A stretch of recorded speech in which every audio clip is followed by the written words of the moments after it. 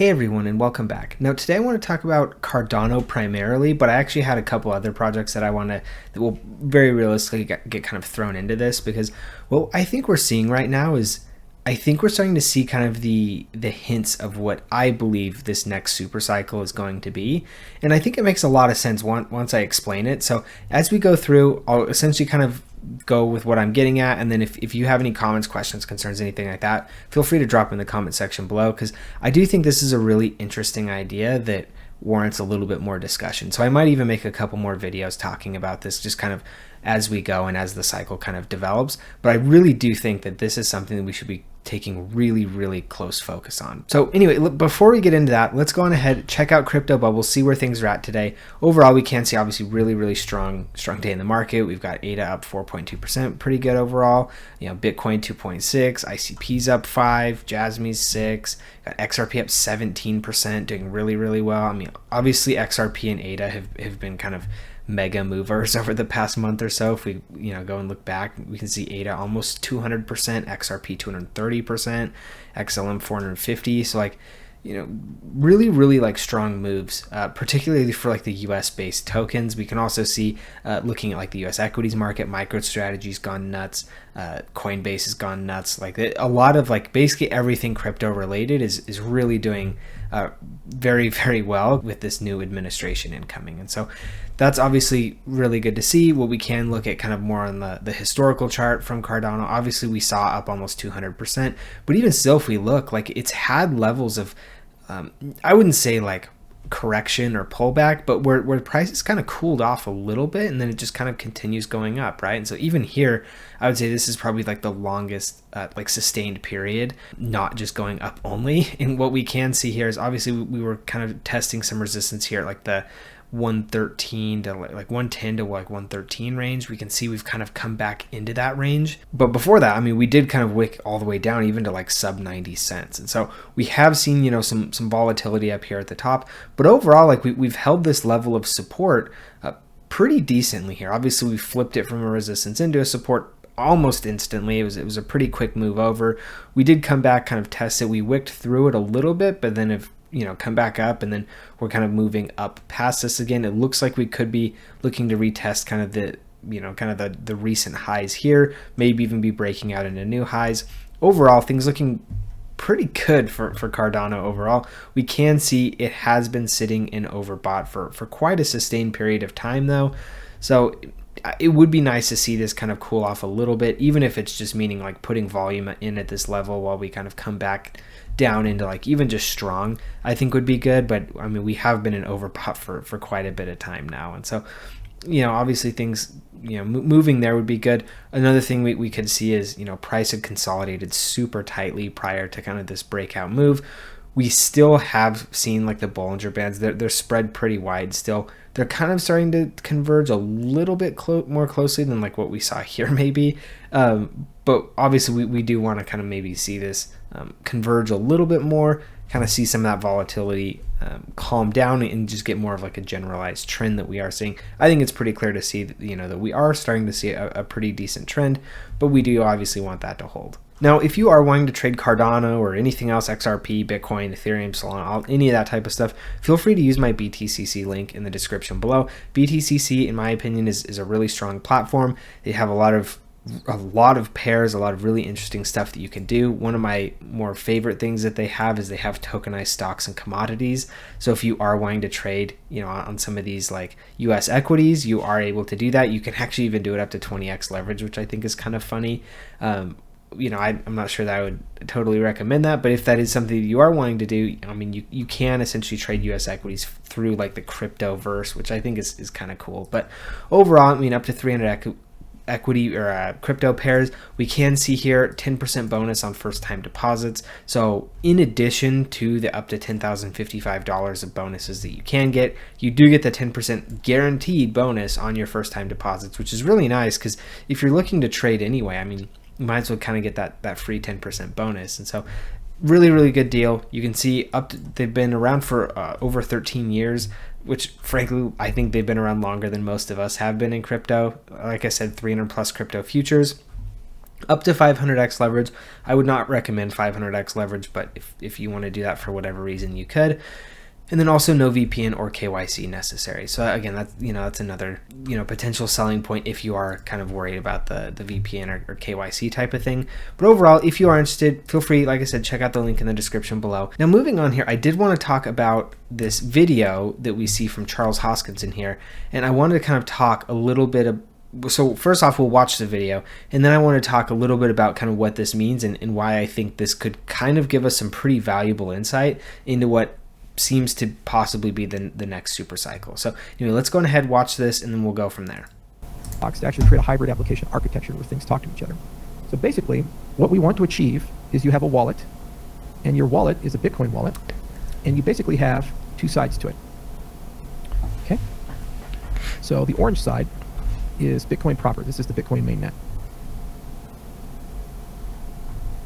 And then the blue side, let's say this is the Cardano mainnet.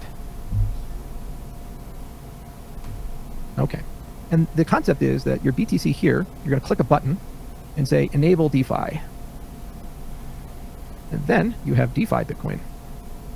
What this really is a Cardano native token. It's wrapped BTC under the hood. So this goes through a bridge. And the existence of these VMs basically make that bridge trustless over time. So it's a very strong, powerful trust model. It's basically unhackable. Nothing in life is truly unhackable, but it's as good as it gets in many cases if it's designed the correct way. Okay, so then once it's here, well, under the hood, this behaves just like anything else issued on Cardano, and because of Babel fees, you can pay transaction fees in this wrapped asset. And when they're done, you have a button, disable DeFi mode. And what it does is it burns those tokens and unlocks them on the Bitcoin network. Why do you do this? You do this because you can have a dApp ecosystem, and that dApp ecosystem can have all the things, the 1,000+ experiences that the Cardano ecosystem has created, plus external ecosystems thanks to Midnight and the bridges that are being built there. And Bitcoin, for the first time ever, can participate in that. So you can trade your Bitcoin on DEXs, you can use all kind of TVL stuff and yield-bearing instruments, et cetera, and get paid back in Bitcoin or stablecoins or whatever the heck you want to be paid back in. And when you're done, just click a button and you go back to the Bitcoin network. Over time, the fees associated with this and the latency associated with this in terms of settlement time will improve. But this entire model basically allows people to think around a hybrid application. All right, so obviously as we can see here, I mean, this is like, we've talked, I would say, a fair bit about this on the channel overall. We've seen this, obviously, ICP is one who's done this a lot. We've talked about TAP, which is kind of they're utilizing ICP, but they're coming up with like a more Bitcoin native solution, being only on Bitcoin. We're seeing, I mean, tons of Bitcoin layer 2s doing this. We even there were even talks early on in the year about like essentially Solana even being kind of like becoming a Bitcoin layer 2 in a sense almost. I mean, there's been a ton of talk about essentially how do we unlock the liquidity of Bitcoin, because obviously right now, as we've talked about, a couple different times in various videos on the channel, is Bitcoin's great because it far and away has the most legitimacy within the crypto scene, right? I mean, Bitcoin dominance is almost at 60% right now, meaning Bitcoin is 60% of the entire market and everything else is 40. So obviously, like, Bitcoin's a massive player and the massive player in the ecosystem. And we need to kind of think about, well, like, what does that mean, right? Obviously, the Bitcoin ETF has been very successful. Institutions have been gobbling up Bitcoin like crazy. Governments want to get into it now. There's so much demand for Bitcoin itself right now, right? And so I think that's kind of why we're seeing a lot of these pushes from various people. I mean, primarily, I would say kind of Cardano and ICP are the two that have really kind of pushed the envelope in this direction.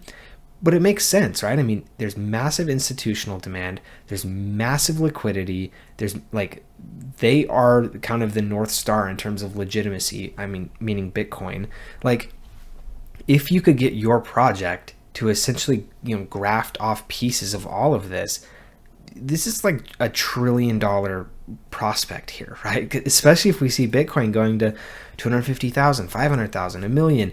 Michael Saylor's thinking like 42 million by like 2025 or something like that, right? I mean, if we're seeing these numbers coming out of Bitcoin and you are the one who essentially is able to facilitate unlocking the DeFi and kind of some of the more advanced and expressive things that you can do with Web3 on Bitcoin, I don't think it's crazy at all to say that that is a $1 trillion prospect, right?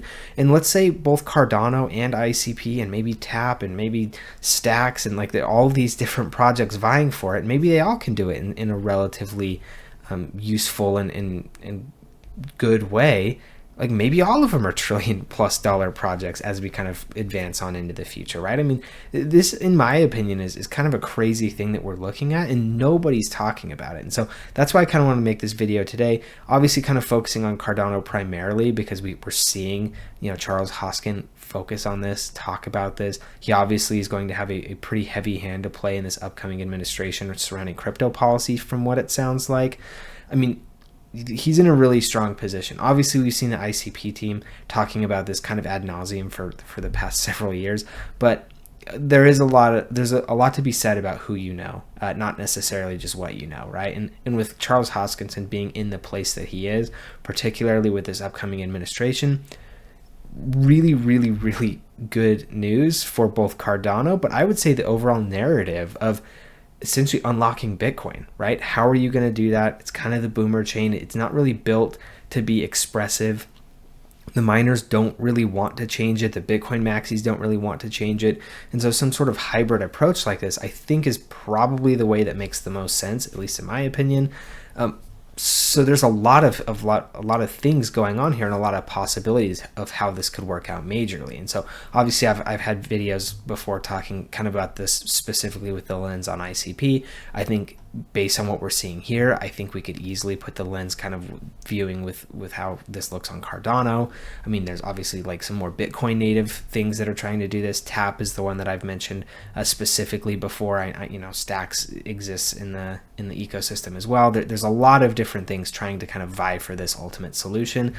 And I really do think like if this can be figured out in a way that makes sense and is somewhat like usable and easy, like $1 trillion idea easy. And so, that's kind of what like excites me when looking into things like this and seeing stuff like this, is because the market isn't looking at this, right? I mean, the market's looking at scalability, internet level transactions, speed and throughput and all this type of, yes, like that is all a big deal. However, if we are kind of taking the other side of the coin, that is, if Bitcoin is the future of money and you're the one that can facilitate that, I mean, that's like a game changer, right? And a lot of this like layer 2 stuff, a lot of this, like if you can essentially just make Bitcoin more expressive, I do think there's a possibility or a world in which a lot of this layer 2 stuff and scaling and all this type of stuff, at least from like a financial perspective, is kind of useless, right? I mean, like you sure we'll still need gaming chains potentially. Sure, we'll need, some like app chain specific type stuff. But I think just given the legitimacy and kind of the institutional involvement and a lot of like the stability, I would say, coming into Bitcoin overall, like if you had the ability to just kind of trade in and out of Bitcoin directly, I think there's a lot of people who might just do that, right? And so anyway, that's kind of what I was hoping to kind of get at in this video. If you did find this information useful, please do give me a like and subscribe, because it really does help me out, particularly getting pushed further into the YouTube algorithm, talking to more people about this type of stuff. I do think this is kind of really flying under the radar at this point in time. And so, yeah, I would love your help and would appreciate all of your support in terms of like liking, subscribing, all that type of stuff with getting this pushed further out. Also, if you have any comments, questions, concerns, want to talk more about this, get your kind of your 2 cents in on this whole type of like possible narrative, I'd love to hear your response as well. The comment section below would be a great way to do that. I do try to read and respond to all of them, so if you have anything you want me to see, that would be a good way to do it. So thank you guys for tuning in, and we'll see you in the next video.